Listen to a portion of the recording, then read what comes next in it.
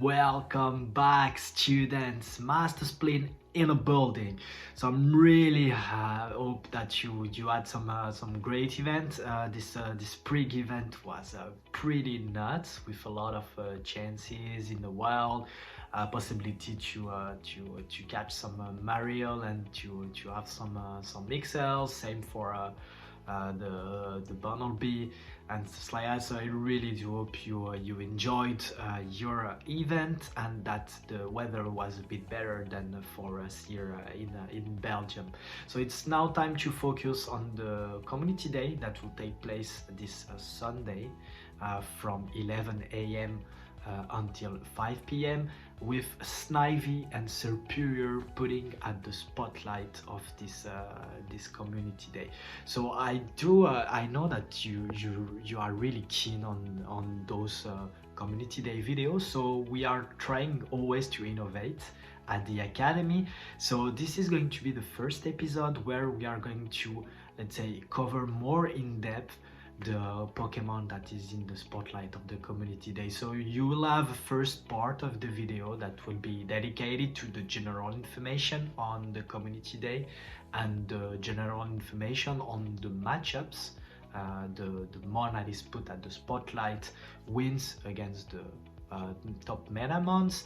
And in the second part of the video, we will have a special guest, TalonFlo, that will dig a bit more into details on the functions that the mon that is put at the spotlight of the community day can do for your team and compare it to other mons that are playing similar functions. So stay tuned if you want to know more at the end of the video.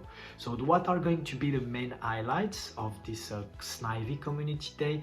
Obviously you will find down just there an infography, this time that was made by LeakDuck. Very nice website, so I will advise you to of course to follow them as well. So increased spawn of Snivy, that's obvious for every community day. This is going to be a 4-time catch stardust bonus. So for those like us that are always trying new mons in PvP and in generally speaking, 3-time stardust is always a super cool bonus. So I really advise you to take advantage of that, to try to play it under star pieces, to try to stack some second and third evolution mons in your stack research to catch them through during the com day. That's going to allow you to have some really nice stardust gain. And yeah, stardust is at the moment the only thing that you cannot really buy, so you really need to grind for it. So this is going to be a great opportunity for you to do so. As the exclusive move from the community day for Serperior, it's going to be Frenzy Plant. We all know that Frenzy Plant is really a broken move in PvP. 45 energy, 100 base damage. So really a very good mon and a very good move, and definitely something that will strengthen the place of Serperior in the meta. As always, there will be community day box that will be available, this time featuring an elite charge TM. So if you are low on elite charge TMs, you can buy the box, or obviously. When it comes to Serperior, what are his optimal PvP IVs? So basically for the Great League, you should look for a 0, 10, 15 at level 25.5, and for the Ultra League, you should look for, if you want to go with the best body, at level 51, you should look for 8, 14, 15. When it comes to Serperior and his place towards against the meta in the Ultra and in the Great League, so Serperior, you will run it with Vine Whip and Frenzy Plant from now on, and then you have the choice to to go with a real ace or to go with Leaf Tornado. TalonFlo will explain you a bit more after that which advantage and which drawback you have by running one or the other charge move. Obviously, I do believe that a real ace, even if it's a crappy move, it's a bit better because it gives you coverage with Serperior against other grass type mons, against yeah, so really I'm more into a real ace in my opinion, but it's going to be interesting to have TalonFlo's opinion on that. When it comes to the Great League meta, so here as you can see, Serperior is winning some nice matchups, especially with the Frenzy Plant raw power. The matchups I would like to highlight is first Clefable, where if you have high stat Serperior, you can flip the matchup against high stat Clefable. So here, try to go for the high stat, and as you will see that I think it's important if you want to run Serperior to have a high stat one, because you are able to flip some very nice matchups.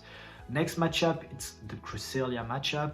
Here basically you should really as well try to have a very good PvP IV one, because by that you really secure all the wins against every Cresselia IV spread, because if your opponent is running a very good PvP IV Cresselia, he can flip the matchup against a non-optimal Serperior. Against a Galvantula and Ferrothorn, here it's a bit tricky. It's based on your opponent's IVs. If they are running a very good Ferrothorn or Galvantula, those mons they are able to flip the matchup against Serperior. When it comes to Hypno, it's the same as against the Clefable, meaning that if you are running a high stat Serperior, you can flip the matchup against high stat Hypno. Obviously, this is if the Hypno is not running Ice Punch. Against the Sableye, same year, you will need to have a very good high stat product, especially against XL Sableye, because you really do need high stat product Serperior to take the XL Sableye matchup. Against the Umbreon, we are in the same case as the Ferrothorn and the Galvantula. By that I mean that high stat Umbreon will flip the matchup against the Serperior. And against the Wigglytuff, that's the same with the Clefable and the Hypno. And there, high stat Serperior can flip the matchup against a high stat Wiggles. It's a bit less important in my opinion, because honestly, if you are running Wigglytuff, yeah, it's charm bad and stuff like that, but I think you should run it with a bit of attack just to reach some charm attack breakpoints in some matchups. But overall, some nice wins here, and I think that we can expect on Monday or even on Sunday night to start seeing some Serperior in the Great League. When it comes to the Ultra League, here very interesting as well. Some nice matchups, even if in my opinion, let's say Serperior seems like less good candidate compared to other grass type mons that are already played in the Ultra League meta. But some nice wins here. Just would like to highlight two matchups here. First of all is the Gallade matchup, where it's most of the time it's a win for the Serperior, but if your opponent is running a very good PvP IV Gallade, then he can flip the matchup. Against Lapras, it's let's say high stat Lapras is going to flip the matchup. Otherwise, you can win, except if the Lapras is running Ice Beam, because Ice Beam hurts on the pure grass type. So here basically, if it's a Surf Skull Bash Lapras, the Lapras needs to have very good PvP IVs to take on the Serperior. If it's an Ice Beam one, basically it's a loss. It's a loss for you. Interestingly, so the best PvP IVs are obviously at level 51, but you can have the exact same result if you just power up to the level 47, 48, Ando or something that is close to Ando Serperior. You will have the exact same result as the full XL1. The only difference is the armor Mewtwo matchup, where with the Serperior you really win consistently. With the fully XL Serperior you really win consistently, whereas it's let's say a very more neutral matchup based more on sneaks and stuff like that, with Ando that you will power up to 2500. So here it's a bit up to you.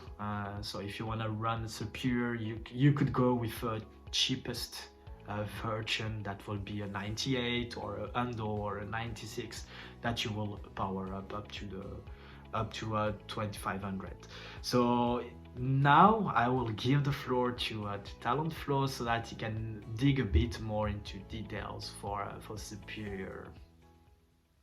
Thank you, Sergio. Now let's compare Serperior to other grass types.